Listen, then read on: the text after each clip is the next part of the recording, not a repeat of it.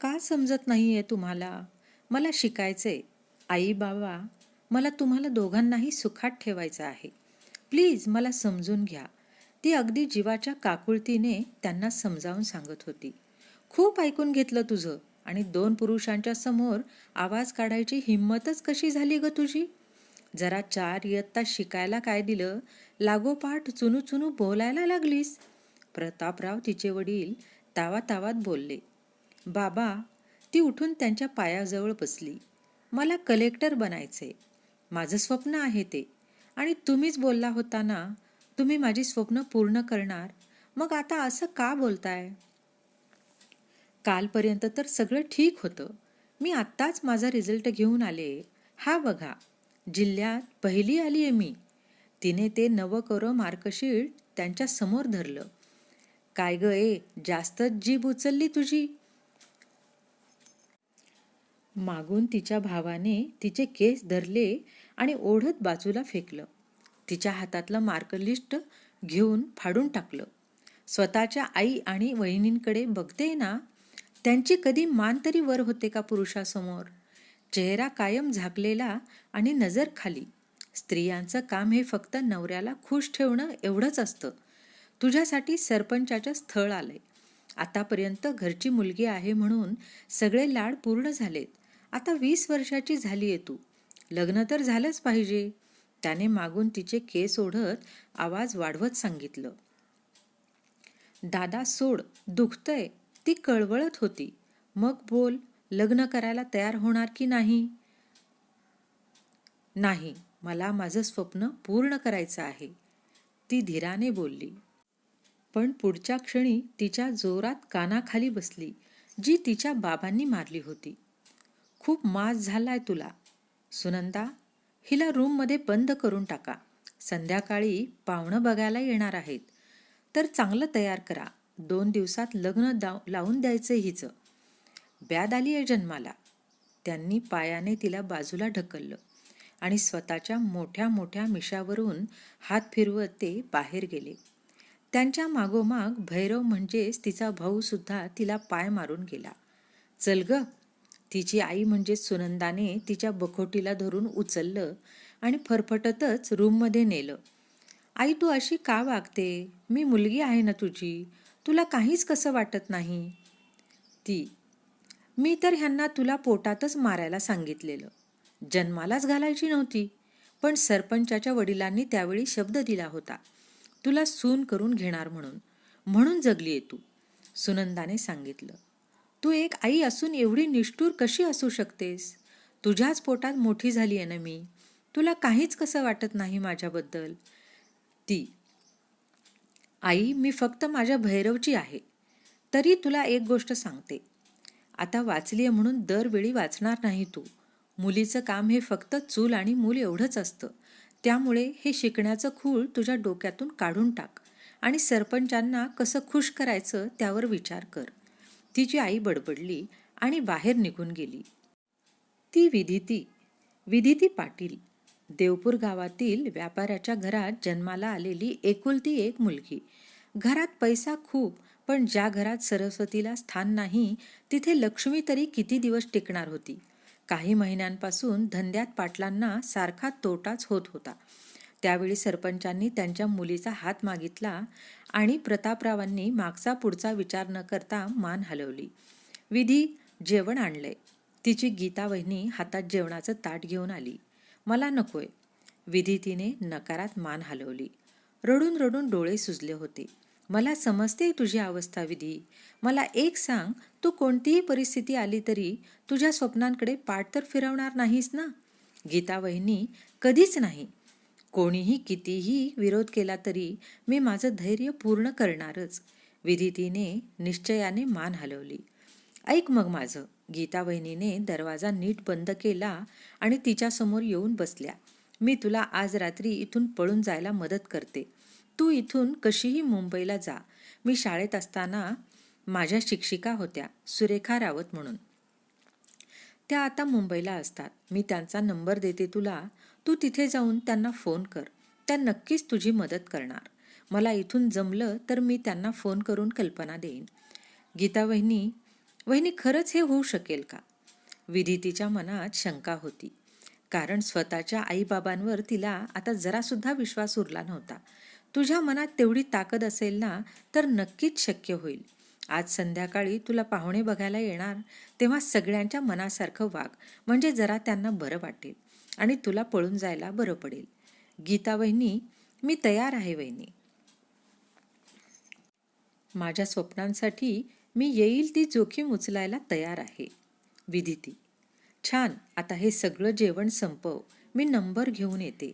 गीता वहिनीने तिच्यासमोर जेवणाचं ताट ठेवलं आणि त्या बाहेर आल्या. आजूबाजूला कोण नाहीय हे पाहून लागोपाठ त्यांनी त्यांच्या रूममधून नंबर आणला आणि विदितीकडे दिला. वहिनी, मी प्रॉमिस करते, कलेक्टर झाल्यावर पहिले इथे येईन आणि तुला ह्या सगळ्या माणसांच्या तावडीतून सोडवेन. विदिती, बाळा, तू मोठी झालीस ना, त्याच्यातच सगळं आलं.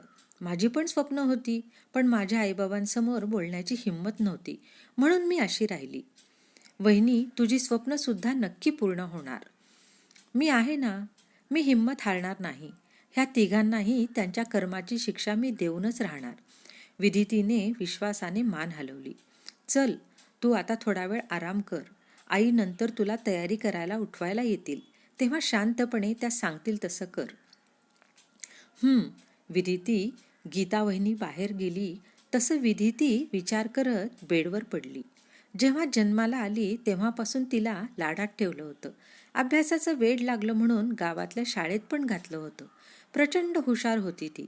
पुढे शिकायचं वेड लागलं आणि आता घरात बोलायला आली तर तिला तिच्या लाडात वाढण्याचं कारण कळलं. ती जन्माला आली त्यावेळीच तिच्या नशिबी लिहिलं गेलं होतं ना, सरपंचाची होणारी बायको म्हणून.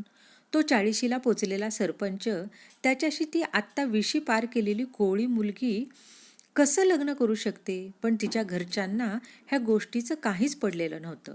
आत्तापर्यंत दाखवलेलं प्रेम जिव्हाळा हा खोटा होता. तिला आता स्वतःचीच लाज वाटत होती. का ती आपल्याच घरातल्या माणसांच्या चेहऱ्यावर घातलेले हे खोटे मुखवटे ओळखू शकली नाही? विचारात असतानाच तिच्या खोलीचा दरवाजा उघडला गेला आणि तिची आई आत आली. आडवी काय पडलीये? उठ आणि तयारी करायला घे. जास्त नाटकं करू नको. आई विदिती काही न बोलता उठली आणि बाथरूममध्ये जाऊन फ्रेश होऊन आली. तोपर्यंत गीता वहिनी तिच्यासाठी आणि बाकीचे दागिने घेऊन आली. हिला नीट तयार करायचे. जास्त नाटकं केली तर 2 ओढून दे. आईने सक्त ताकीद दिली आणि बाहेर गेली. विदिती तशीच आरशात बघत बसली. विधी, ही घे साडी. गीता वहिनीने तिच्या हातात साडी दिली. मी सांगितलेलं लक्षात ठेव आणि जास्त विचार करू नको. मनात इच्छा असेल ना तर सगळं नीट होईल. त्यांनी विदितीच्या डोक्यावर थोपटले. तिने पण मान हलवत तयारी करायला सुरुवात केली. ती भरजरी साडी, गळ्यात सोन्याचे दागिने, केसांची जाड वेणी आणि त्यावर गजरा. सगळी तयारी झाली तसं तिने एकदा स्वतःला आरशात पाहिलं. आयुष्यात पहिल्यांदा तिने साडी घातली होती आणि एवढी सजली होती. तिला नाही आवडायचं साडी घालायला. तिचं स्वप्न हे बिझनेस सूट घालण्याचं होतं. प्रत्येकाचे वेगळे विचार असतात, तसं तिचे पण होते. पण त्या विचारांना कोणासमोर बोलून दाखवणार? खाली पाहुणे आले तसं तिला बोलावणं आलं. आईने हातात पोह्यांची डिश दिली आणि ती कशीबशी चालत त्या सगळ्यांसमोर आली. नजर वर करून न बघता तिने आलेल्या पाहुण्यांना पोहे आणि चहा दिला आणि समोरच्या सोफ्यावर जाऊन बसली. नाकी डोळी छान आहे मुलगी, सरपंचाचे मामा म्हणाले. हा, मग मी निवडली असणारच. सरपंचाच्या आईची मान मोठी झाली. जेवण बनवता येतं ना? सरपंचाची आई विदितीने मान हलवली. वहिनीने आधीच सांगितलं होतं, त्यांच्यासमोर जास्त बोलायचं नाही. विदितीला घरातली सगळी कामं करायला येतात, प्रतापराव म्हणाले. ती यायलाच हवी. सरपंचाची आई विदितीने जरा नजर वर केली तर समोर बसलेला तो मुलगा तिच्याकडे वासनेने भरल्या नजरेने बघत होता. मला बोलायचं आहे तिच्याशी, त्याने सांगितले. हो हो, का नाही, भैरव म्हणाला. विदितीला त्यांना घर दाखवायला सांगितले. त्या मुलाची नजर सारखी विदितीच्या पोटाकडे दिसणाऱ्या उघड्या भागाकडे होती आणि हे तिला जाणवत होतं, पण ती काहीच करू शकत नव्हती. खूप छान दिसतेस तू. सरपंच. विदिती काहीही बोलली नाही. लाजू नकोस, अजून काही दिवसांनी आपलं लग्न होईल. सरपंचाने तिच्या अंगावरून नजर फिरवली. विधीतीने आवंढा गिळला. सगळ्या गावाला माहिती होतं सरपंच कसा आहे, कशा रात्री रंगीन करतो, पण तरीही तिच्या घरातले त्यांना काहीच फरक पडत नव्हता. खाली सगळ्यांचा होकार झालाच होता. पुढच्या तयारीचं ठरवून ती सगळी माणसं निघून गेली. आज जशी वागलीस ना तशीच ह्यापुढे राहायचं, एवढीच लायकी आहे तुझी. प्रतापराव. विधी ती काहीही न बोलली नाही आणि सरळ तिच्या रूममध्ये गेली. साडी काढून टाकून ती फ्रेश झाली आणि बेडवर बसत दीर्घ श्वास घेतला. खरंच हेच असतं का आयुष्य? एवढा फरक का केला जात होता मुलीत आणि मुलात? तिला पटतच नव्हतं हे जे चाललं होतं ते. आतापर्यंत तर घरातले सांगत आले होते कोणत्याही मुलाशी बोलायचं नाही, मैत्री करायची नाही, आणि ह्यांनी अशा अचानक अनोळखी माणसाबरोबर लग्न लावून दिले तर ते बरोबर आहे का? काय तर म्हणे लग्नानंतर एकमेकांना ओळखून घ्यालच ना. कोणत्या प्रकारचे विचार आहेत? का आपली सोसायटी अशी आहे? आपल्या आजूबाजूची माणसं का कोणत्या मुलामुलीच्या नात्याकडे चांगल्या नजरेने बघू शकत नाहीत? लग्न झाल्यावर मुलीने घर सोडायला हवं, दुसऱ्या घरी जायला हवं. मग वास्तविक मुलीच्या घरच्यांनी पहिलं जाऊन समोरच्या माणसाचं घर बघायला हवं ना. पण तिच्या बाबतीत तर सगळं उलटच होत होतं. ती चांगली आहे का नाही हे दुसऱ्यांच्या नजरेतूनच का जाणून घ्यायचं? ती एक चांगली मुलगी आहे, चांगली बायको आहे, चांगली बहीण आहे. 17 प्रकारची माणसं येऊन त्यांच्या सोयीनुसार मतं बदलतात. पण तिला स्वतःच्या नजरेत चांगलं बनायचं होतं. आज ती ज्या ठिकाणी होती, ज्या परिस्थितीमध्ये होती, त्याच्याकडे जेव्हा ती अजून 5 वर्षांनी मागे वळून बघेल तेव्हा तिला स्वतःला वाटायला हवं की मी स्वतःला सुधारले. तिला तिला स्वतःचं आयुष्य धुंद पद्धतीने जगायचं होतं. जगण्यासाठी तिला कोणाच्याही परमिशनची आवश्यकता नव्हती. बस मनात आलं आणि बाहेर जा, फिरायला जा, असं आयुष्य हवं होतं तिला. पण तिने आजूबाजूला बघितलं, ज्या मुलींची लग्न झाली किंवा नाही झाली त्यासुद्धा घरातल्या प्रत्येक व्यक्तीकडून परमिशन घ्यायला लागायची. तिच्या बाबतीत सुद्धा तसंच होतं. पण तिला आतून घुसमट होत होती. नव्हतं जगायचं असं आयुष्य तिला. त्यापेक्षा मरण चांगले. तिने त्याच विचारात स्वतःचे काही कपडे आणि महत्त्वाची कागदपत्रे एका बॅगमध्ये भरली आणि बॅग एका कोपऱ्यात लपवून ठेवली. आता जे ठरवलं होतं ते करून दाखवायचं होतं. विरोध खूप होणार होता, पण स्वतःच्या पायावर उभे राहायचे असेल तर तिला हे करणं गरजेचं होतं. विचारात असताना कधी रात्र झाली तिला समजलंच नाही. दरवाजावर वहिनीची थाप पडली तसं ती भानावर आली. विधी, जेवायला ये. गीता वहिनी. हो, मी आलेच. विधी ती उठून फ्रेश झाली. तिला माहिती होतं आज ती पळून गेल्यावर पहिला संशय हा तिच्या वहिनीवरच येणार होता. आणि ती स्वतःच्या घरातल्या माणसांना आता खूप चांगल्या प्रकारे ओळखू लागली होती. ते वहिनीला नको जन्म करून सोडणार होते. मनातच काहीतरी विचार करत तिने बेडच्या खाली लपवलेल्या गोळ्याच्या पॉकेटमधून 8-10 गोळ्या घेतल्या आणि बाहेर आली. रात्री जेवल्यानंतर सगळ्यांना दूध प्यायची सवय होती. विधीतीने किचनमध्ये जात दुधाच्या पातेल्यात झोपेच्या सगळ्या गोळ्या मिक्स केल्या आणि ग्लासमध्ये दूध ओतून सगळ्यांना दिलं. ती तिच्या रूममध्ये आली आणि एक साधा ड्रेस घातला. भरलेली बॅग घेतली, जवळ असलेले पैसे घेतले आणि सगळं खिडकीकडे नेऊन ठेवलं. रात्री 11चा ठोका पडला आणि तिने एकदा रूम बाहेर येत सगळीकडे नजर फिरवली. कोणीही जागं नव्हतं. पूर्ण घरावरून नजर फिरवत तिने दीर्घ श्वास घेतला. आता ठरवलं होतं तर मागे पण हटू शकत नव्हती. एकदा स्वतःकडे असलेल्या पर्समधला वहिनीने दिलेला कागद बघितला आणि ती रूममध्ये आली. खिडकीतून सगळ्या बॅगा खाली टाकल्या. तिच्या रूमची खिडकी काय जास्त उंच नव्हती. डोळे बंद करत तिने उडी मारली. पायाला थोडं खरचटलं पण ठीक होतं. सगळ्या बॅग घेऊन ती लागोपाठ रस्त्यावर आली. 12 वाजता गावातून उसाचं ट्रक निघतात हे तिला माहिती होतं. धावतच ती ट्रक लावायची तिथे आली. एका ट्रकमध्ये ऊस भरलेला होता. आजूबाजूला बघत ती पटकन एका कोपऱ्यात जाऊन बसली.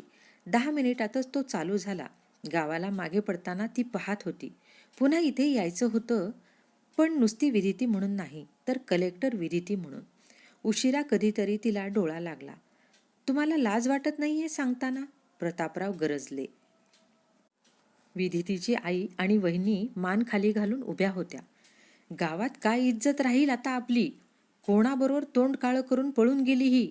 तरी मी सांगत होतो तिला, ते शिकायला आणि नको पाठवू, पण माझं कोण ऐकणार? भैरव म्हणाला, सरपंचाला सांगून माणसं पाठव चारी बाजूला. काही ना काही खबर नक्कीच मिळेल. प्रतापराव म्हणाले, आता ती मिळाली तर ह्या घरात येतच नसते, वाटेतच तिला गाडून टाकणार. तसंही आमच्यासाठी ती मेलीच आहे. भैरव म्हणाला. आई आणि वहिनी पण मान खाली घालून स्वयंपाकघरात गेल्या. आज सगळीकडे स्मशान शांतता पसरली होती. वहिनी मात्र मनातून खूप खुश होती. मनातच प्रार्थना करत होती, विधिती सुखरूप सुरेखा मॅडमकडे पोचवी. हीच तिची इच्छा होती. विधितीला जाग आली तेव्हा ट्रक थांबला होता. तिने पटकन बाहेर उडी मारली आणि तिची बॅग घेतली. आजूबाजूला चौकशी केल्यावर समजलं ती मुंबईला पोचली होती. तिने पर्समधला कागद काढला आणि कोणाकडून फोन घ्यावा म्हणून बघत ती हळूहळू पुढे चालायला लागली. समोरच एक चायवाला दिसला. तशी ती धावतच त्याच्याकडे गेली. दादा, एक फोन लावायचा आहे. थोड्या वेळासाठी फोन मिळेल का? पण इथेच लाव, चायवाला म्हणाला. हो हो, विधितीने हसतच फोन घेतला आणि लागोपाठ दिलेल्या नंबरवर फोन लावला. पण तो आउट ऑफ सर्व्हिस दाखवत होता. तिने पुन्हा एकदा लावून बघितला, पण तसंच येत होतं. शेवटी त्या चायवाल्याने फोन मागितला. तेव्हा तिने दिला. आता समोर ही विस्तीर्ण असलेली मुंबई महानगरी होती. कुठे जावं, काय करावं, खूप प्रश्न समोर होते. आत्तापर्यंत जमवलेले 7-8 हजार रुपये फक्त पर्समध्ये होते. पण तिच्या मनात जिद्द होती. काहीतरी करण्याची इच्छा होती. इथून आता मागे वळायचं नव्हतं तिला. आता इथे आलोय तर ह्या परिस्थितीतून बाहेर पडायचं होतं. तिच्याजवळ फोन पण नव्हता. ते मोठे फोन कसे वापरतात ते सुद्धा माहीत नव्हतं. गावात एका दोघांकडे होता तेव्हा फक्त लांबून बघितलेलं. तेवढंच काय ते. रस्त्याच्या कडेने हातातली बॅग सांभाळत ती चालत होती. गुळगुळीत रस्त्यावरून मोठी मोठी वाहनं धावत होती. एक दिवस प्रयत्न केला तर आपण पण इथे असू, विचार करून तिचा चेहरा खुलला. जवळजवळ 1 तास तरी चालल्यावर तिला मुलींसाठी असणाऱ्या वसतिगृहाचा बोर्ड दिसला. ती लागोपाठ गेली. महिन्याला 5,000 रुपये दर होता, पण आता तिच्याजवळ दुसरा पर्याय नव्हता. ओळखपत्र आणि अर्धी रक्कम देऊन तिने नाव नोंदवलं. 3 बेड असणारी ती रूम होती. प्रत्येक रूममध्ये वेगळं वॉशरूम होतं. तिला दिलेल्या रूममध्ये आली. तिथे असणाऱ्या 2 मुली आत्ताच उठल्या होत्या. वॉर्डनने तिची ओळख करून दिली आणि गेल्या. मी रुपाली, CA करते. त्यातल्या एकीने आपली ओळख सांगितली. आणि मी मेघा, नर्सिंग करते. दुसरी विधिती दोघांकडे बघून हसली. मी विधिती, माझी 12वी झाली. विधितीने तिची ओळख सांगितली. तुला सोडायला कोण आलं नाही का, आई बहीण वगैरे? रुपाली म्हणाली. नाही विधिती, आपण रात्री बोलूया. आत्ता आम्हाला कामाला जायचे, नंतर क्लास पण आहेत. मेघा म्हणाली. मला एक मदत हवी होती. मला पण काम करायचं होतं. घरची परिस्थिती चांगली नसल्याने मला माझा खर्च स्वतःच करायचा आहे. विधिती म्हणाली. खरंच? अगं, आम्ही दोघी इथेच एका कॅफेमध्ये काम करतो. तिथे अजून एक मुलगी काम करत होती, पण 2 दिवसांपूर्वीच ती सोडून गेली. तू हवं तर जॉईन करू शकते. पगार पण चांगला आहे. रुपाली म्हणाली. मग मी तुमच्यासोबत आत्ताच येऊ का? विधिती म्हणाली. तू आत्ताच प्रवास करून आली आहे, जमणार का तुला? मेघा म्हणाली. हो, विधिती म्हणाली. ठीक आहे, चल मग. तिघी तयार होऊन बाहेर पडल्या. जन्माला आल्यापासून पहिल्यांदाच विधिती अशी एकटी बाहेर पडली होती. खूप छान वाटत होतं तिला. आपण एकटंच फिरायचं, ना कोणतं बंधन, ना चौकशी करणार कोण. बस आपले आपणच. कॅफेचे मालक एक आजी आजोबा होते. त्यांना विचारून विधिती लागोपाठ कामाला लागली. आज खरंच तिला खूप आनंद झाला होता. आत्ता फक्त एकदा चांगल्या कॉलेजमध्ये ॲडमिशन झालं की तिचा मोठा प्रश्न सुटणार होता. पुढची स्वप्न रंगवतच ती कामाला लागली. कशी वाटली मुंबई? रुपाली म्हणाली. खूप छान. इथली प्रत्येक निर्जीव आणि सजीव वस्तू जगण्याची नवीन आशा देते. विधिती म्हणाली. तुझ्या ॲडमिशनचं काय बघितलं? मेघा म्हणाली. मला इथलं काहीच माहिती नाही. 12वीला 94% होते. त्यावरून आता कोणतं कॉलेज मिळेल तुम्हाला माहिती आहे का? विधिती म्हणाली. 94%? तू तर टॉपर आहेस. इथून अर्ध्या तासाच्या अंतरावर मुंबईमधलं सगळ्यात चांगलं कॉलेज आहे. तिथे तुला आरामात ॲडमिशन मिळून जाईल. आणि आता सुरू पण झालीत ॲडमिशन. मेघा म्हणाली. मग मी उद्याच जाऊन बघू का तिथे? विधिती म्हणाली. हो, आजींना समजावून सांगितलं तर त्या काही नाही म्हणणार. रात्री विदितीने त्यांच्या मोबाईलवरून कॉलेजची थोडीफार माहिती काढली आणि हव्या त्या डॉक्युमेंट्स काढून ती उशिरा कधीतरी बेडवर पडली. आता ती मागे हटणार नव्हती. जे व्हायचं ते होऊन जाईल, पण माझ्या स्वप्नांपुढे आता कोणीही नाही. सकाळीच कॅफेमध्ये जाऊन तिने आजींना सांगितलं आणि तसंच ऑटो करून कॉलेजला आली. एवढं मोठं कॉलेज ती पहिल्यांदाच पाहत होती. आत्तापर्यंत तर असलं तिने फोटोमध्येच पाहिलं होतं. आजूबाजूला खूप मुलं नवीन कपडे, मोबाईल घेऊन फिरत होती. हातातली पिशवी घट्ट आवळत ती ॲडमिशनसाठी फॉर्म देणाऱ्या लाईनमध्ये उभी राहिली. एव्हाना ऊन डोक्यावर आलं होतं. ती तर सकाळी फक्त पाणी पिऊन बाहेर पडली होती. कॅन्टीन होतं, पण खर्च करायला जास्त पैसे नव्हते. पिशवीतून पाण्याची बॉटल काढून तिने घटाघटा पाणी पिलं. तेव्हा कुठे तिला बरं वाटलं. साधारण 3च्या दरम्यान तिचा नंबर लागला. तसा फॉर्म घेऊन तिने तिथेच तो भरला. फोन नंबरच्या जागी मेघाचा नंबर घातला आणि बाकी सगळं जोडून सबमिट केला. आता लिस्ट 2 दिवसांनी लागणार होती. सगळी माहिती घेऊन ती ऑटोने पुन्हा कॅफेमध्ये आली.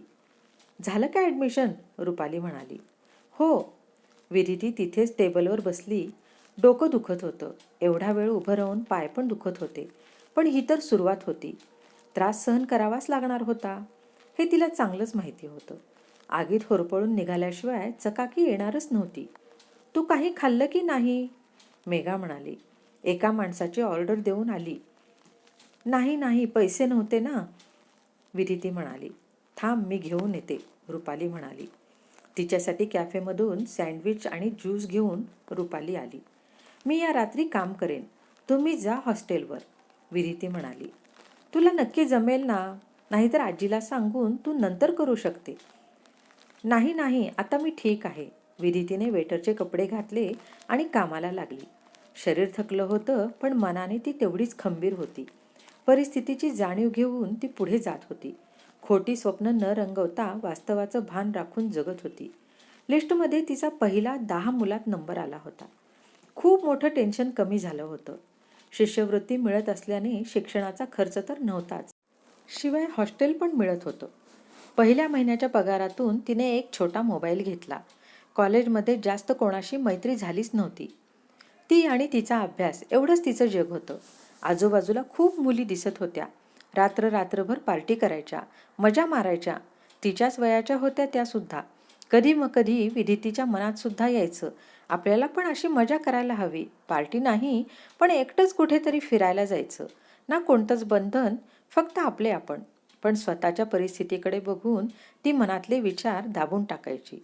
माहिती होतं आपण सध्या हे करू शकत नाही, पण एक दिवस आपण सगळं मनासारखं करू, अशी एक आशा होती आणि त्याच्याच जोरावर ती पुढे जात होती. बघता 1 वर्ष गेलं. पहिल्या वर्षी ती कॉलेजमधून दुसरी आली. ह्या वर्षात तिने घरी एकदाही फोन केला नव्हता. त्यांना विसरली नव्हती ती, पण आता समोर तर तेव्हाच जायचं होतं जेव्हा मान वर करून जगासमोर ती एक कलेक्टर म्हणून येणार होती. पंख फडफडत होते, पण उडायचं बळ अजून आलं नव्हतं. पुन्हा एकदा अभ्यास सुरू झाला. सोबतच सिव्हिल सर्व्हिसच्या परीक्षेचा अभ्यास पण चालू झाला. हळूहळू मुंबईच्या वातावरणात ती रुळली होती. कॉलेजमध्ये एकलकोंडी, गावंढळ अशी कितीतरी नावं पडली होती. ती ऐकून सोडून देत होती, कारण तिला माहिती होतं एक दिवस नक्कीच ती ह्या सगळ्यांच्या समोर मान उभी करून असेल. कोणते क्लास लावण्याएवढे पैसे तर तिच्याकडे नव्हते. कॅफे पण चांगला चालत असल्याने आजीने पगार वाढवला होता. त्यामुळे थोडेफार पैसे सेव्हिंग म्हणून ठेवत होती. सगळंच चांगलं सुरू होतं की अचानक आयुष्य पूर्णपणे पालटलं. असं वाटायला लागलं देवाने तिची खरी परीक्षा चालू केली. कॉलेजमध्ये पेपर चोरी केल्याचा आरोप तिच्यावर लावण्यात आला. कोणत्या तरी श्रीमंत मुलांनी स्वतःला सेफ करून तिच्यावर सगळं ढकलून दिलं. कॉलेजमधले एक शिक्षिका होत्या, त्यांना तिने सगळी परिस्थिती सांगितली. त्यांनी मदत करायचं कबूल केलं. तसं तिने सुटकेचा श्वास घेतला. पोलीस केस झाली असती तर ती आयुष्यात कधीच कलेक्टर बनू शकली नसती, हे तिला माहिती होतं. शिक्षकांनी तिची परिस्थिती समजून घेत प्रिन्सिपॉलला सगळं सांगितलं. त्यांनाही माहीतच होतं हे कोणाचं काम आहे, पण त्या मोठ्या लोकांच्या पैशापुढे ते तर काय करणार होते. शेवटी प्रकरण जास्त न वाढवता त्यांनी सगळं मागे घेतलं. विधी ती ह्या सगळ्यातून बाहेर आली होती, पण ती त्या मुलांना मात्र विसरली नव्हती. तिला येता जाता ते हसत होते, सगळ्यांच्या समोर टोमणे मारत होते. ती मान खाली घालून सगळं सहन करत होती, कारण आयुष्याने नवीन धडा शिकवला होता. आत्ताच्या काळात पैशापुढे काहीही चालत नव्हतं आणि तोच तिच्याजवळ नव्हता. नुसतं शिक्षण घेऊन काहीच उपयोग नव्हता. पैसा हा हवाच. वाईट वाटत असेल तरी हाच समाजाचा नियम होता आणि त्यातून कोणीही सुटू शकत नव्हतं. पैशाने सगळं विकत घेता येतं हे ती बघत आली होती. कोण म्हणतं पैशाने आनंद मिळत नाही? मग माणूस जगतोच कशाला आहे? पैशाने सगळी सुखं मिळत नाहीत हे तर फक्त बोलायला आणि सांगायलाच बरं वाटतं. पण खरी परिस्थिती काय आहे हे तर सगळ्यांनाच माहिती असतं. ह्या शहरात येऊन ती प्रत्येक दिवशी नवीन धडा शिकत होती. आयुष्य तिला वेगळे वेगळे रंग दाखवत होतं, माणसांचे स्वभाव दाखवत होतं. स्वतःलाच नव्याने उमगत होती ती. कॉलेज संपत आलं होतं, शेवटचा पेपर आला होता. आता विधीला फक्त सिव्हिल सर्व्हिसच्या एका एक्झामचाच अभ्यास करायचा होता आणि तो पण जवळजवळ तिने सगळं संपवलाच होता. ती परीक्षा व्हायला 4 महिने होते, जे तिच्यासाठी खूप होते. लायब्ररी जॉईन केल्यामुळे तिला हव्या त्या सगळ्या प्रकारची पुस्तकं वाचायला मिळत होती. गावातून येताना ज्या आत्मविश्वासाची कमी होती तो आता चांगलाच वाढला होता. 4 माणसासमोर मान वर करून बोलण्याची हिंमत आली होती. आता कॉलेजचं हॉस्टेल सोडावं लागणार होतं, त्यामुळे तिने पुन्हा आधीच्या हॉस्टेलवर जाण्याचा निर्णय घेतला. तोपर्यंत रुपाली आणि मेघा ती जागा सोडून निघून गेल्या होत्या. तिने हॉस्टेलवर सगळं सामान शिफ्ट केलं. आता फक्त अभ्यास करायचा होता, पण सध्या तिला थोड्या दिवसांसाठी ब्रेक हवा होता. कुठेतरी फिरायला जायचं होतं. गेली 4 वर्षे फक्त आणि फक्त मेहनत केली होती. सेव्हिंग पण बऱ्यापैकी वाढली होती. जुना फोन टाकून नवीन घेतला होता. एक दिवस आराम करून तिने गरजेचं सामान भरून एक छोटी बॅग घेतली आणि तिथून बाहेर पडली. कुठे जायचं ते ठरवलं नव्हतं, फक्त ह्या रोजच्या धावपळीच्या आयुष्यातून काही दिवस ब्रेक हवा होता. बस स्टँडवर येत तिने पुण्याला जाणारी बस पकडली. सकाळची ताजी हवा, खिडकीकडे मिळालेली जागा तिला खूप भारी वाटत होतं. ना तिला कोणी विचारणार होतं, ना कोण काळजी करणार होतं. बस आपले आपण. विचार करूनच अंगावर शिरशिरी येत होती. मोबाईलमधून ती पळणाऱ्या झाडांचा व्हिडिओ करत होती. खूप फोटो काढले. चेहऱ्यावर एक मनमोकळं हास्य होतं.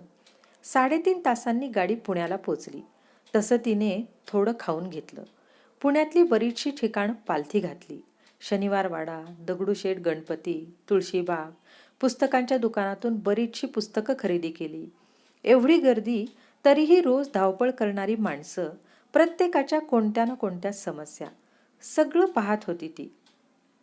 माणसांना वाचायला शिकत होती. संध्याकाळपर्यंत पुण्याला रस्त्यावरून फिरत ती पुन्हा मुंबईला जाणाऱ्या गाडीत बसली. ह्यावेळी नक्कीच काहीतरी गवसल्याचं समाधान होतं चेहऱ्यावर. खूपदा आजूबाजूला असणाऱ्या माणसांकडून ऐकलं होतं, मुलगी आहे, एकटी बाहेर कशी जाणार? काही झालं तर? सगळं कसं सांभाळणार? खूप प्रश्न ऐकले होते. पण आज ती एकटी मनसोक्तपणे फिरली होती. त्याचंच समाधान दिसत होतं. मुलगी पण एकटी फिरू शकते. मुलगा किंवा मुलगी हा भेदभाव करण्याआधी दोघेही माणसं आहेत हे साम्य लक्षात घ्यायला हवं. मनात खूप विचार येत होते आणि हेच तिला पुढे घेऊन जाणार होते. कारण ती बाकीच्या सारखी नव्हती. ती वेगळी होती. ती सगळं अनुभवातून शिकत होती. लोकांनी सांगितलेल्या गोष्टींवर विश्वास ठेवत नव्हती. लोक तर फक्त स्वतःच्या गरजेनुसार बोलत असतात, पण आपल्याला काय हवंय ते तर आपण स्वतःच ठरवायचं असतं. तिला कधीच लोकांच्या नजरेतून चांगलं बनायचं नव्हतं. तिला स्वतःसाठी चांगलं व्हायचं होतं. बस थांबली तसं भानावर येत ती खाली उतरली. रात्र झाली होती, पण मुंबई तर कायम जागीच असते. गार हवेचा आनंद घेत ती हॉस्टेलवर आली. दुसऱ्या दिवसापासून पुन्हा अभ्यास सुरू झाला. इंटरनेटवरून खूप माहिती मिळत होती. शिवाय वाचनालय होतेच. प्रत्येक गोष्ट ती मन लावून करत होती. परीक्षा अगदी काही दिवसांवर आली होती. तिची सगळी तयारी झाली होती. पहिल्या परीक्षेचं तिला जास्त टेन्शन नव्हतं आणि अखेर तो दिवस आलाच. पूर्ण अभ्यास करून तिने पेपर दिला. तो सोपा गेला. आता पुढचा पेपर 3 महिन्यांनी होता आणि तोच जास्त महत्त्वाचा होता. तिच्याकडे जास्त माहिती नव्हती. कोणीतरी अनुभवी माणसाची गरज होती. इंटरनेटवरून माहिती काढता काढता मुंबईमधल्या 2-3 क्लासबद्दल तिला समजलं. त्यामुळे ती भेटायला गेली, पण त्यांच्या फी ऐकून तिला निराश होऊन पाठी यायला लागलं. एवढे पैसे तिच्याकडे नव्हतेच. शेवटी जे होईल ते बघून घेता येईल म्हणून तिने स्वतःच अभ्यास करायला सुरुवात केला. रात्रंदिवस एक करून सगळ्या प्रकारची पुस्तकं वाचली. झोप तर कमीच झाली होती. दिवसाला चुकून 2 तास झोपली तर पण पुढे यश हवं असेल तर आता त्रास सहन हा करावाच लागणार होता. काम करत तिने अभ्यास सांभाळला होता. 3 महिन्यांनी दुसरी परीक्षा आली. थोडी कठीण गेलीच, पण तिला स्वतःवर विश्वास होता. रिझल्ट लागेपर्यंत तिने कॅफेमध्ये काम केलं आणि एक दिवस हॉस्टेलच्या पत्त्यावर ती सिलेक्ट झाल्याचं पत्र आलंच. तिचा आनंद गगनात मावेनासा झाला. पण खरी परीक्षा आता सुरू होत होती. मुलाखतीसाठी तिला दिल्लीला जावं लागणार होतं आणि तिथे समोरासमोर प्रश्न विचारले जाणार होते. ऐकलेलं होतंच की बहुतांशी मुलं ह्याच ठिकाणाहून मागे जातात. त्यामुळे तिला मुलाखतीची खूप चांगली तयारी करायची होती. तिला महिन्याभराची मध्ये मुदत होती. त्यामध्ये हॉस्टेलमध्ये मधल्याच मुलींकडून प्रश्न विचारून घेत तिने तयारीला सुरुवात केली. काही पुस्तकं तिला विकत घ्यायला लागली. चांगले कपडे पण घ्यावे लागले. सगळी तयारी करून ती शेवटी दिल्लीसाठी निघाली. एवढ्या मोठ्या शहरात जायचं म्हटल्यावर मनातून थोडी भीती वाटतच होती. शिवाय मुलाखतीचं सुद्धा टेन्शन होतं. मजल दरमजल करत ती दिल्लीला पोचली. दिलेल्या वेळेच्या 2 तास आधी ती सेंटरला गेली आणि रिपोर्ट केलं. तिथे आलेली बरीचशी मुलं ही उंची कपडे घालून आली होती. विदिती शांतपणे एका कोपऱ्यात जाऊन बसली. स्वतःवर लक्ष केंद्रित करत तिने आत्तापर्यंत केलेले सगळे परिश्रम आठवले आणि मनातच एक दृढ निर्णय केला. आता इथपर्यंत आलीच आहे तर रिकाम्या हाताने तर पाठी जाणार नाहीये. तिचा नंबर आला तसं दीर्घ श्वास घेत ती आत गेली. मुलाखत जवळजवळ 1 तास चालली. तिने समर्पक उत्तरं दिली. काही प्रश्नांची उत्तर आली नाही, पण ते सुद्धा तिने मान वर करून सांगितलं. सगळं झाल्यावर ती बाहेर आली आणि आजूबाजूला एकदा नजर फिरवली. मुलाखत अजून महिनाभर चालणार होती आणि नंतर 20 दिवस रिझल्ट तयार करायला. अजून खूप दिवस होते तिच्याकडे. त्याच दिवशी संध्याकाळी ती मुंबईला आली. आता परत दिवस ढकलायचं काम चालू होतं. आजी आजोबा मध्ये तिला धीर देत असायचे, पण आता जोपर्यंत समजत नाही तोपर्यंत काय तिला झोप लागणार नव्हती. ह्या काळात तिने स्वतःच्या तब्येतीकडे जरा जास्तच लक्ष दिलं. रोज व्यायाम, पूरक आहार सगळं चालू होतं. एक दिवस मोजता अखेर रिझल्टचा दिवस उजाडलाच. त्या दिवशी ती कॅफेमध्येच होती. आजी आजोबा पण तिच्यासोबत बसले होते. एवढ्या वर्षात त्यांच्यासोबत पण एक वेगळं नातं तयार झालं होतं. फोनवर रिझल्ट बघता बघता मध्येच नेट गेलं, पण समोर टीव्ही चालू होता. शिट, नेट गेलेलं बघताच तिने फोन टेबलवर आपटला. अगं बाळा, थांब जरा, धीर धर. आजीने तिच्या खांद्यावर हात ठेवला. विधू, अगं तुझं नाव सांगतायत टीव्हीवर बघ. आजोबा बाहेरून ओरडले तसं ती आणि आजी बाहेर धावत आली. बातमी बघून तिचं तोंड उघडच राहिलं. हे एवढं मोठं तिने कधीच विचार केला नव्हता. तिचं स्वप्न हे फक्त कलेक्टर बनणं एवढंच होतं. पण आता ती देशात दुसरी आली होती. न्यूजमध्ये सगळीकडे तिच्या चर्चा चालू होत्या. हातातला फोन वाजला तशी ती भानावर आली. दिल्लीला बोलावलं होतं तिला सत्कारासाठी. आनंदातच तिने आजी आजोबांना मिठी मारली. त्यांच्याशिवाय अजून कोणी नव्हतं ज्यांच्याशी ती स्वतःचा आनंद शेअर करेल. डोळ्यातून वाहणारं पाणी थांबायचं नाव घेत नव्हतं. आज ती गेल्या 4 वर्षापासून करत आलेली मेहनत नगण्य वाटत होती. प्रत्येक गोष्टीचं चीज झालं होतं. तिचं स्वप्न जवळजवळ पूर्ण झालं होतं आणि आता तिला तिचं वाचन पूर्ण करायचं होतं. सगळ्या न्यूज चॅनलवर विदितीची बातमी दाखवत होते. पेपर, मॅगझिन सगळीकडे तीच होती. दिल्लीला तिचा सत्कार झाला. बाकीच्या सिलेक्ट झालेल्या ऑफिसरांना ती भेटली. त्यांच्यासोबत छान मैत्री झाली. कारण तिथे कोणीही पैशाची पॉवर दाखवून पोहोचू शकत नव्हता. जे होते ते सगळे मेहनत करून आले होते. समोरच्याचा रिस्पेक्ट करणं त्यांना जमत होतं. कारण तो किती त्रासातून गेलाय हे त्यांनाच माहिती होतं. आठवड्यातच सगळे ट्रेनिंग घ्यायला उत्तराखंडमध्ये असलेल्या लपसाना ट्रेनिंग सेंटरला आले. आता इथे 2 वर्ष त्यांना ट्रेनिंग देणार होते. काम कसं करायचं, बोलण्याची पद्धत, वेगळे वेगळे कार्यक्रम सगळं होणार होतं. नवीन उत्साहासोबत त्यांनी आयुष्याला सुरुवात केली. जुने ऑफिसर भेट द्यायला यायचे तेव्हा त्यांच्याकडून अनुभवाचे बोल मिळायचे. सगळं अगदी सुरळीत चालू होतं. एकमेकांसोबत आनंदाने 2 वर्ष निघून गेली. विदितीची पोस्टिंग तिचं गाव असणाऱ्या जिल्ह्यातच झाली. मनातूनच तिनं देवाचे आभार मानले. ड्युटी जॉईन करण्याआधी तिचं एका मोठ्या इव्हेंटला भाषण होतं. तिच्याबद्दल जास्त कोणाला माहिती नव्हतं, त्यामुळे मीडिया पण तिच्याबद्दल जाणून घेण्यास उत्सुक होती. तिने मुद्दामच सगळं झाल्यावर लोकांसमोर येण्याचा डिसिजन घेतला होता. विदिती स्टेजवर आली तसं टाळ्यांचा गडगडाट सुरू झाला. खूप जास्त माणसं होती. एवढी तर तिने स्वप्नात विचार पण केला नव्हता. तिचा सत्कार झाला. नंतर बोलण्यासाठी तिला माईक देण्यात आला. समोर असलेल्या प्रेक्षक वर्गात स्त्रिया आणि पुरुष दोन्ही होते.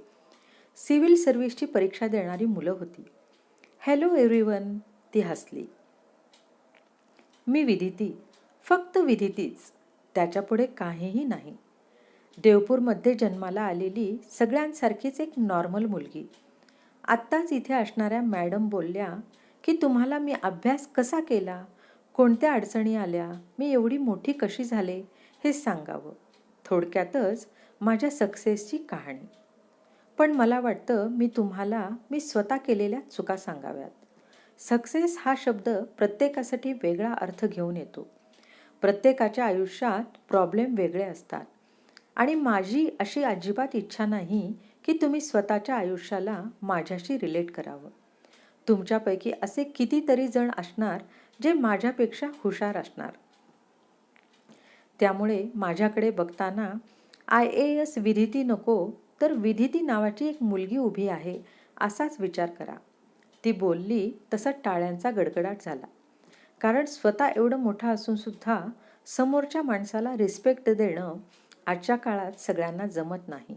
हे तिथे असणाऱ्या जवळजवळ सगळ्यांनीच अनुभवलं होतं. मी एका अशा घरात जन्माला आली जिथे मुलीला काहीच किंमत दिली जात नव्हती. पैशासाठी माझ्या घरच्यांनी माझं लग्न ठरवलं, पण मी घरातून पळून आले आणि मुंबईला राहिले. ती असं सांगत असताना सगळ्यांची बोटं तोंडात गेली. ही 12वी झाल्यानंतरची गोष्ट आहे. हातात असणारे थोडे पैसे आणि मनात जिद्द एवढंच होतं माझ्याजवळ.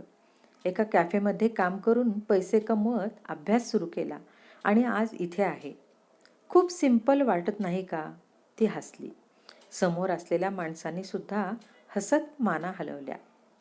वेल, हे जेवढं सोपं वाटतं त्यापेक्षा कितीतरी जास्त कठीण होतं. लढायचं होतं, माणसांशी नव्हे तर स्वतःशी. एक मुलगी म्हणून खूप ऐकलं होतं. तुम्हाला माहिती आहे, काही दिवसांपूर्वी आमच्या ट्रेनिंग कॅम्पमध्ये एक मुलगी भेटली. शहरात राहणारी, पण तिच्या घरातल्यांचे विचार ऐकून अंगावर काटा आला. लहानपणापासून कायम तिला हेच सांगत आले होते की तुला पुढे जाऊन लग्नच करायचं आहे. मुलीच्या आयुष्यात ह्याशिवाय दुसरा कोणता उद्देश नसतोच का? तिला काय करायचं आहे काय नाही हा सर्वस्वी तिचा निर्णय असायला हवा. आईबाबांनी जन्म दिला ह्याचा अर्थ असा अजिबात होत नाही की ते आपल्या मुलीचं आयुष्य कंट्रोल करतील.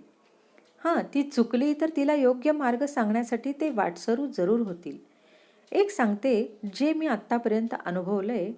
एक स्त्री जी एक कंपनी सांभाळू शकते आणि एक स्त्री जी घरात राहून मुलांना सांभाळत घर बघू शकते, ह्या दोघीही तेवढ्याच मेहनती आहेत. कोणीही कमी जास्त नाही आहे. आता ह्यामधून नक्की काय निवडायचं हा प्रत्येक स्त्रीचा स्वतःचा निर्णय असायला हवा. काही काही असतात ज्या दोन्ही निवडतात, त्या स्त्रिया खरंच ग्रेट असतात. विदिती म्हणाली. मॅडम, तुम्ही सांगतात मुलींना त्यांचं फ्रीडम मिळायला हवं. आम्ही देऊ, पण तुम्ही बातम्या बघितल्याच असतील. खूप मुली अशा आहेत ज्या रात्री अपरात्री घराबाहेर फिरतात, मुलांबरोबर मैत्री करतात. नंतर त्यांच्यासोबत काय होतं ते सांगायलाच नको. बसलेल्यापैकी एका माणसाने प्रश्न केला. सगळ्यात आधी मी तुमचा प्रश्न नीट करते. मुलींना त्यांचा फ्रीडम हवा, आम्ही ते देऊ. एक्सक्यूज मी, तुम्ही आहात कोण मुलीला फ्रीडम देणारे? तो तर ती जन्माला आली तेव्हाच घेऊन आली. आता तुमच्या प्रश्नाचं उत्तर. मला सांगा, तुम्हाला मुलं किती आहेत? विदिती म्हणाली, एक मुलगा, एक मुलगी. तो माणूस म्हणाला, ग्रेट, मुलगा आलाय? हो म्हणत त्या माणसाने बाजूला बसलेल्या 20 वर्षाच्या मुलाला इशारा केला तसा तो उभा राहिला. तुम्हाला काय वाटतं, तुमचा मुलगा कोण्या मुलीवर हात टाकेल? विदिती म्हणाली, नाही नाही आहो, आमचे संस्कार आहेत त्याच्यावर. तो माणूस म्हणाला, छान, हेच ऐकायचं होतं मला. ऐका, जेव्हा एखादा मुलगा मुलीला वाईट नजरेने बघतो, त्रास देतो, तेव्हा ती चुकी ना त्या मुलाची असते ना त्या मुलीची असते. चुकी असते ती सोसायटीची. जन्माला आल्यापासून कोणाला सांगितलं नसतं की बाबा तुला पुढे जाऊन रेपिस्ट बनायचं आहे, पण तरीही रेप होतात. कारण तुम्ही लोकांनी कुठे ना कुठे मुलांना हेच शिकवले की ते मुलींवर हक्क गाजवू शकतात.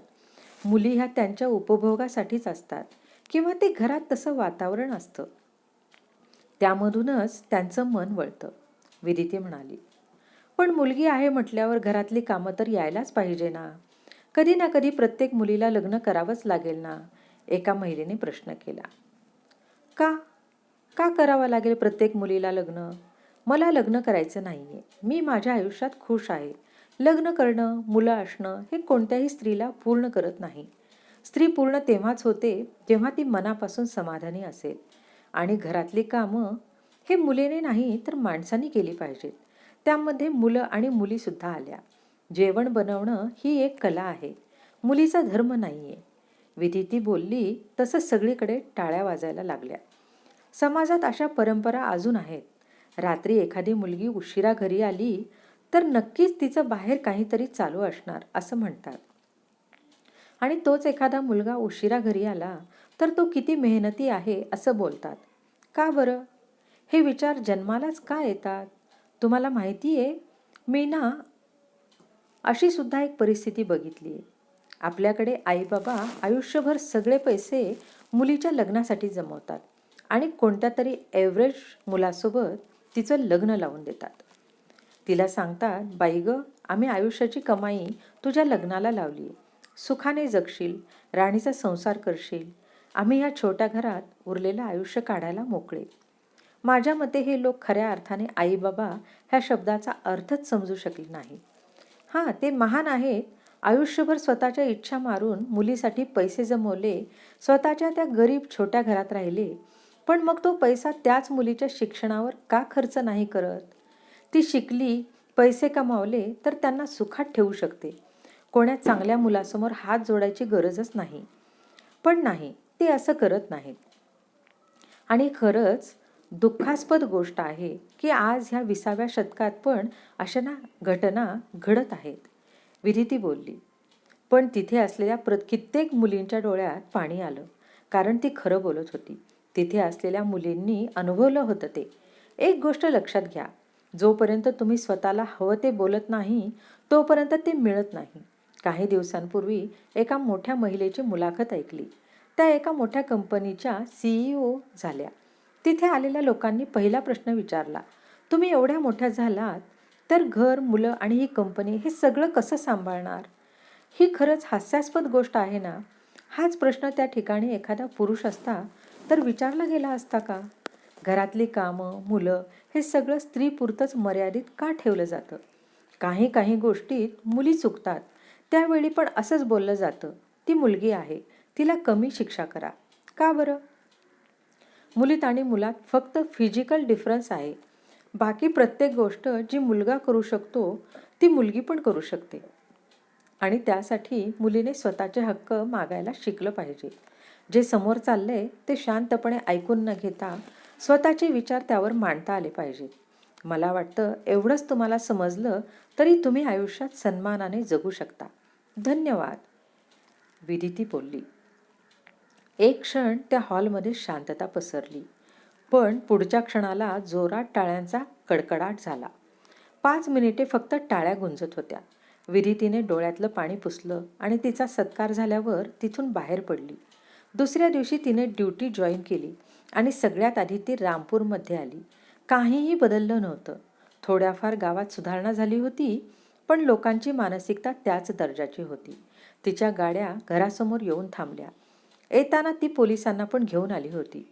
एवढा आवाज बघून आजूबाजूचे लोक पण जमा झाले. घरातले सगळे बाहेर आले. गीता वहिनीने विदितीला बघितलं आणि डोळ्यात पाणी आलं. कालचं तिचं भाषण चुकून बाजूच्यांच्या टीव्हीवरून त्यांच्या कानावर पडलं होतं. खूप अभिमान वाटत होता त्यांना. विदिती त्यांच्याकडे पाहून हसली आणि पाया पडली. आता का आली आहे ग तू इथे? लाज नाही वाटत? भैरव बोलला. खबरदार मिस्टर भैरव पाटील, मी आता विदिती नाही जी तुमच्या लाथाबुक्क्यांचा मार सहन करायची. इन्स्पेक्टर, अरेस्ट करा ह्या तिघांना. तिने स्वतःच्या आई, बाबा आणि भावाकडे बोट दाखवलं. बाई बाई, काय पोरगी आहे, जरा जास्त शिकली तर स्वतःच्या आईबाबांना पोलिसाकडे देते. असली मुलं असण्यापेक्षा नसलेलीच बरी. आजूबाजूच्या लोकांमध्ये चर्चा सुरू झाली. ते माझे आईबाबा असले तरी गुन्हा हा गुन्हाच असतो, मग समोर कोणीही असू देत. ज्या घरात एका मुलीवर हात उचलला जातो त्या घरातल्या माणसांची जागा ह्या जेलमध्येच आहे. विदितीने आवाज वाढवला. तिच्या आईबाबांनी रागात तिच्याकडे पाहिलं, पण विदितीने नजर फिरवली आणि वहिनीला घेऊन तिथून निघाली. तिच्या ह्या कारनाम्याची चर्चा सगळीकडेच झाली. सगळ्यांच्या मनात तिच्याबद्दल आदर अजून वाढला. विदितीने तिच्या वहिनीला पुन्हा ऑनलाईन शिक्षण पूर्ण करायला सांगितलं. आज खऱ्या अर्थाने ती IAS विदिती झाली होती. पक्षी आकाशात उडाला होता आणि त्याला थांबवणारं आता कोणीही नव्हतं. तर श्रोते हो, ही कथा तुम्हाला कशी वाटली? आवडली असेल तर नक्कीच लाईक, शेअर आणि सबस्क्राईब करा आणि एक गोड कमेंट द्यायला विसरू नका. जय श्रीराम.